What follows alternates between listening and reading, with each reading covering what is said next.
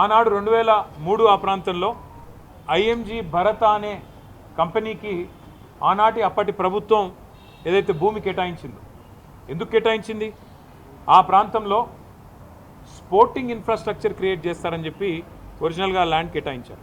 అక్కడ క్రీడలకు సంబంధించి స్టేడియంస్ కానీ అకాడమీలు కానీ అట్లాంటివి మాత్రమే పెడతారని ల్యాండ్ ఇచ్చినారు తప్ప అక్కడ మళ్ళీ బహుళ అంతస్తుల మేడలు అంటే 50, 60, 70, 90 అంతస్తుల మేడలు కట్టమని, కోట్ల స్క్వేర్ ఫీట్లలో బిల్డింగులు కట్టమని ఆనాడు ఆ గవర్నమెంట్ ల్యాండ్ ఇవ్వలేదు.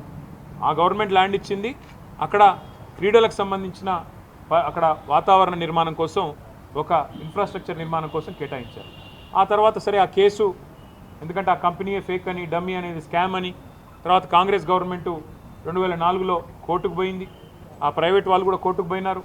ఆ కోర్టు కేసు మొన్న 21 ఏళ్ల తర్వాత ఆనాడు కాంగ్రెస్ గవర్నమెంట్ కొట్లాడింది, రాజశేఖర రెడ్డి గారి గవర్నమెంటు, ఆ తర్వాత మా గవర్నమెంట్ కొట్లాడింది. మొన్న ఫైనల్గా తీర్పు వచ్చింది. ఆ తీర్పును అనుసరించి ఇప్పుడు ప్రభుత్వం ఆ 400 ఎకరాలను అమ్మి 30,000 కోట్ల రూపాయలు సేకరించాలని లక్ష్యంగా పెట్టుకుంది. నేను ముఖ్యమంత్రి రేవంత్ రెడ్డి గారిని అడుగుతా ఉన్నా, కాంగ్రెస్ ప్రభుత్వాన్ని అడుగుతా ఉన్నా, మీకు ఆస్తులు అమ్మడం, అప్పులు తేవడం అనే మీ ఎజెండా ఏదైతే ఉందో, సరే అది మీరు ప్రభుత్వంలో ఉన్నారు, ప్రజలు నిర్ణయిస్తారు, అల్టిమేట్గా మీరు చేసేది తప్ప ఒప్ప. ఒకవైపు మీరే చెప్తున్నారు, ఎక్కడికక్కడ ఇవాళ హైదరాబాద్లో చూస్తే పెద్ద పెద్ద హోర్డింగ్లు, పెద్ద పెద్ద పోస్టర్లు, ముఖ్యమంత్రి గారి ముఖార విందంతో ఫ్యూచర్ సిటీ కడుతున్నాము, అక్కడ 50,000 ఎకరాల్లో కడతాము, ఆల్రెడీ 15,000 ఎకరాలు మా దగ్గర ఉంది, ఇంకో 30,000 ఎకరాలు సేకరిస్తున్నామని చెప్పి ముఖ్యమంత్రి గారు ఫ్యూచర్ సిటీ అని ఉదరగొడుతున్నారు.